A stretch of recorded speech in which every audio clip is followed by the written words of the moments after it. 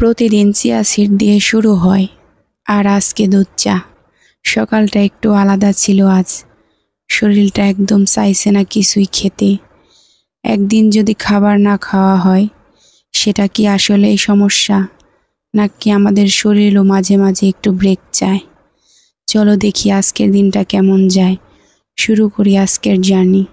আসসালামু আলাইকুম, কেমন আছো তোমরা সবাই? আশা করি অনেক ভালো আছো। তোমাদের দোয়াই ও আল্লাহর রহমতে আমি অনেক ভালো আছি। চলে আসলাম নতুন আর একটা দিনের গল্প নিয়ে। এই গল্পটা যদি তোমাদের কাছে ভালো লেগে থাকে, প্লিজ চ্যানেলটিকে সাবস্ক্রাইব করে আমার পাশে থাকবে। চলো শুরু করি আজকের জার্নিটা। তো এখানে ছেলে মেয়েকে খাইয়ে চলে আসলাম রান্না করতে। আজকে রান্না করব ভাত আর পাঙাশ মাছের ঝোল। তবে রান্নার আগে একটা কথা বলতেই হবে, তোমাদের কাছে একটু ক্ষমা চাওয়ার পালা। কারণ আমি আজকে ভিডিও দিতে পারিনি। বাড়িতে একটু সমস্যার কারণে ক্যামেরার সামনে আসা হয় নাই। তবুও তোমরা আমাকে ভুলো নাই। অনেকেই পুরনো ভিডিওতে লিখছো, আপু আজ ভিডিও দিলে না কেন? এই ছোট্ট একটা লাইন জানো, আমার মনটা একদম ভরে গেছে ভালোবাসায়। এতটুকু যত্ন, এতখানি খোঁজ, ভাবতে বসে যাই এই ভালোবাসাটাও কি সত্যি আমার পাওনা? তোমাদের জন্যই তো প্রতিদিন ক্যামেরা অন করি। তোমাদের মুখের সেই হাসিটাই আমার অনুপ্রেরণা। তাই আজ একটু দেরি হলেও চলে আসলাম। একসাথে কাটাই এই গল্প ভরা রান্নার সকাল। আর হ্যাঁ, সবাইকে জানাই একরাশ ভালোবাসা আর শুভ সকাল। কাল থেকে আবার ছেলে মেয়ের মাদ্রাসা খুলে যাবে। একটা সময় কত চঞ্চল ছিল ঘর, হাসি, খেলা, দৌড়াদৌড়ি। আর এখন সকাল হতেই সেই চেনা তারা, মাদ্রাসার ড্রেস, ব্যাগ। আবার শুরু হবে পড়া, মুখস্থ, নতুন খাতা, কলমের গন্ধে ভরবে বুকের ভরসা আর বিশ্বাস। মায়ের চোখে থাকবে স্নেহের ভরা পানি, কিন্তু মন বলবে পড়তে যাওয়া মানে স্বপ্নের পথ চলা। এই ছোট ছোট দিনে গড়ে ওঠে বড় ভবিষ্যৎ, আর সেই ভবিষ্যতের শুরু হয় ঠিক এমন এক সকালে। তো এতদিন তো খুব সুন্দর রোদ ছিল, আবার গতকাল থেকে মানে ঝিরিঝিরি বৃষ্টি, খুব জোরেও আসতেছে না, মানে অনেক কম কমই, রোদ নেই একদমই। ঠান্ডা ঠান্ডা ওয়েদার একদিকে ভালোই লাগে, আবার আর একদিকে মনে করেন যে গরু, ছাগল, হাঁস, মুরগি এসব নিয়ে খুব কষ্টে পড়ে যাই। কারণ বৃষ্টি আসলে একদমই ছাগলের ঘাস আনা যায় না। তো আর একটা কথা মনে পড়ে গেল, একটা আপু কমেন্ট করেছে, আপু তোমার ঘাস কে এনে দেয়?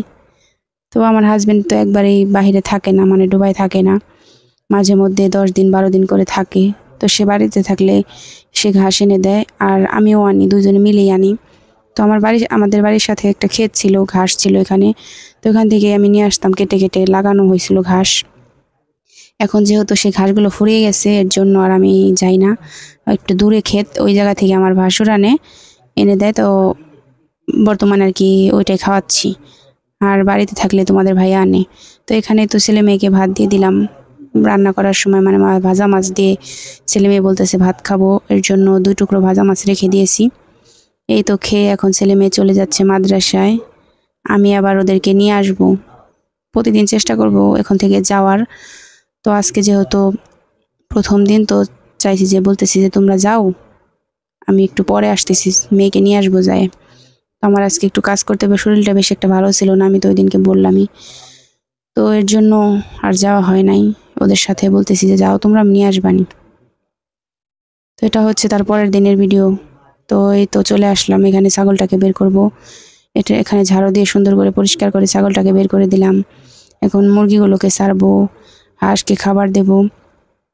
হাঁসগুলোকে কালকে রাত্রে ভিতরে, মানে ঘুমের ভিতরে খাবার দেওয়া হয়েছিল, কারণ একটা একটা করে ধরে তো ওখানে দিতে, মানে খোপের মধ্যে রাখতে রাখতে অনেকটা রাত হয়ে গেছিল। তখন আর খাবার, বাইরে এসে আর খাবার দেইনি আর কি। তো এভাবে করে যে সব হাঁস মুরগিকে খাবার দিয়ে দিলাম। এই তো দেখুন সব কি সুন্দর করে আমি সরে গেছি এখান থেকে, আর এখন এসে খাবারগুলো খাচ্ছি। তো এভাবে করে একটা একটা করে কাজগুলো সব সেরে নিলাম। তো আজকে মেয়ের রেজাল্ট দেবে, মেয়েরও রেজাল্ট দেবে। তো জানি না কি হয়, আল্লাহ না করুক। মেয়ে তো খুব বলতেছে যে মামার জন্য দোয়া করো, আমি যেন ভালো রেজাল্ট করি। আর এখানে যে হাঁস আজকে একটা ডিম দিছে। তো অনেকদিন যাবত হাঁস মুরগিতে ডিম দেয় না হাসি। অনেকদিন একসাথে 6 মাস 4-5 মাসে একভাবে ডিম দিচ্ছে। তো এখন আবার কিছুদিন যাবত ডিম দিতেছে না। তো একটা একটা করে 2 দিন, কালকে একটা দিছি, আজকে একটা দিছি। তো যাক, একটা করে দিলে যা দেয়, যখন যা দেয় তাতে আলহামদুলিল্লাহ। আর এখানে আমি জামা কাপড়গুলো ভিজে নিচ্ছি। ওদেরকে আনতে যাওয়ার আগে এই জামা কাপড়গুলোর জন্য আর ছেলে মেয়ের সাথে যাওয়া হয়নি আমার। চাদর, বড় চাদর, আবার কিছু জামা কাপড় ছিল এমনি, ওগুলো সব কিছু ধুয়ে সুন্দর করে মেলে দিয়ে রোদ রোদ, আজকে তো বললাম আমি মেঘলা মেঘলা ওয়েদার, তো তাই তাড়াতাড়ি করে ধুয়ে দিচ্ছি যাতে শুকিয়ে যায়।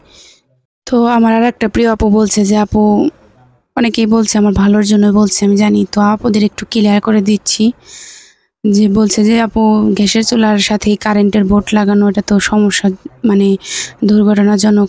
তো আপু আমি ওটা জানি এটা সমস্যা, কিন্তু তোমাদের ভাইয়া যাওয়ার পরে আমি, আমার ওই গ্যাসের চুলাটা ছিল আমার যে রুমের পাশে কেবিনটা আছে ছোট, ওইটা ওই ঘরে সিন্দুক আছে না, ওই সিন্দুকের উপরেই ছিল। তো আমাদের এখানে এদিকে অনেক বৃষ্টি হয়েছে এবছর, মানে প্রচুর বৃষ্টি হয়েছে। এত বৃষ্টি হয়েছে যে আমি এত বৃষ্টি আমার জন্মের পর আমি দেখিনি। তো এরকম করে মনে করেন যে আবার যে পাটখড়িগুলো হয় ওগুলো প্রায় শেষের দিকে, শেষই হয়ে গেছিলো প্রায়। মানে আমার যে মাটির চুলা আমি রান্না করাটা আমার খুব সমস্যা হয়ে যাচ্ছিল। এর জন্য আমি কী করছি, ওই চুলাটা আর কি ওইখানে নিয়ে গেছি। তো আপনাদের ভাইয়া তো বাড়িতে নেই, আমাকে ওই বোর্ডটা যে একজন একটু সরিয়ে দেবে সেই লোকটা আমার এখানে নাই। কাকে দিয়ে করাবার, এইটুকু কাজের জন্য তো আর মিস্ত্রি আনা যায় না। তো আমি ওই চুলাটা আমি ব্যবহারই করি না, মানে এই সাইডের যে চুলাটা ওইটাই সবসময় ব্যবহার করি, আর অল্প করে মানে চুলার অল্প করে দিয়ে তারপর ব্যবহার করি সবসময় পাওয়ার দিয়ে। আর আপনাদের ভাইয়া আসলে অবশ্যই ওটা আমি সরাই ফেলবো। আর এই যে কি জানি আরও বলতে চাইলাম, তো আর হ্যাঁ, আমার মেয়ের তো 5 বছর, বুঝছেন। তো আমার মেয়ের কী অভ্যাস হয়েছে একটা, মানে রাত্রে একবার করে দুধ খাবে, ফিটারে করে খাবে। বড় হয়ে গেছে তারপরে ফিটার ছাড়তে পারতেছে না, মানে ফিটারে করে তাকে দুধগুলো মানে হরলিক্স দিতে হবে। এর জন্য চুলাটা ওই ঘরে রাখছিলাম কাছে, কারণ রাত 10টা-11টার দিক দিয়ে তো ওই ঘরে আমার যাওয়াটা সম্ভব না, এর জন্য। আর আমার আর অনেক আপুরাই বলতেছে যে আপু হোম ট্যুর ভিডিও দাও, হোম ট্যুর ভিডিও দাও। আপু এই তো আমাদের এখানে তো একটু বৃষ্টি হচ্ছে, এই বৃষ্টিটা কমলেই আমি আমার পুরো বাড়ির হোম ট্যুর ভিডিও আমি তোমাদেরকে দেব। তোমরা কি জানতে চাও আমাকে শুধু বলবে। আমার ভালো কমেন্ট যারা করো তারাও আমার আপন, যারা নাকি একটু মানে কি আর বলবো, আমার হাসি পাইতেছে। তো যারা নাকি আমাকে অপছন্দ করো তারাও বলবে যে তোমরা কিসের উপর কি মানে কমেন্ট করবে, ভালো কমেন্টই হোক আর খারাপ কমেন্টই হোক, তাতেও আমি অনেক খুশি। কারণ আমাকে যদি অপছন্দ করে থাকো তারপর তো তুমি কষ্ট করে আমাকে কমেন্ট করতেছো, ওইটাই আমার কাছে অনেক বড় পাওয়া। তো একটা আপু আমাকে বলছে আমার কণ্ঠ নাকি আমি এমনভাবে নাকি ভয়েস দেই, আমি গান করি, আমি সিঙ্গার। তো আপু তোমাদের আমার যারা ভালোবাসার মানুষ তো সবাই, তো যারা আমাকে ভালো লাগে, আমার কথাগুলো ভালো লাগে, তোমরা এই কমেন্টটার উত্তর দিও। তোমাদের কাছে আমার একটাই চাওয়া, আমি আর কিছু বলবো না। তো আমার অনেক হাসি পাইছিল। আমি আবার আমার আপুকে উত্তর দিয়েছি যে আপু বলো তুমি কি গান শুনবা। তো আমার আপুটা বলছে যে তোমার যা মনে চায় তুমি তাই বলো, একটা গান শোনাও। তো বলছি আমি যে নিচে অনেকগুলো গান আছে, তোমার যেটা ভালো লাগে তুমি পছন্দ করে শুনে নাও। তো আমি তাতে রাগ করিনি আপু।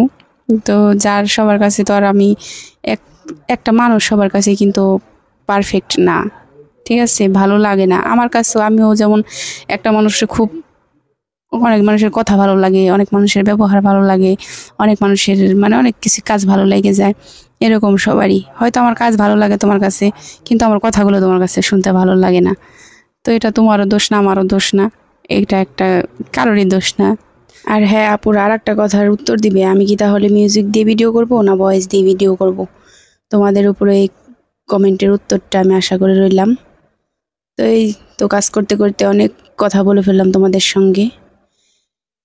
এই ছিল আজকের ভিডিওটি যদি ভালো লেগে থাকে আবারও বলছি লাইক, কমেন্ট, শেয়ার, চ্যানেলটিকে সাবস্ক্রাইব করে আমার পাশে থাকবে। আর অবশ্যই আমার প্রিয় বন্ধুরা, আমার কমেন্টের উত্তর কিন্তু দিতেই হবে তোমাদেরকে। তো আজকে এই পর্যন্তই। আল্লাহ হাফেজ, আসসালামু আলাইকুম।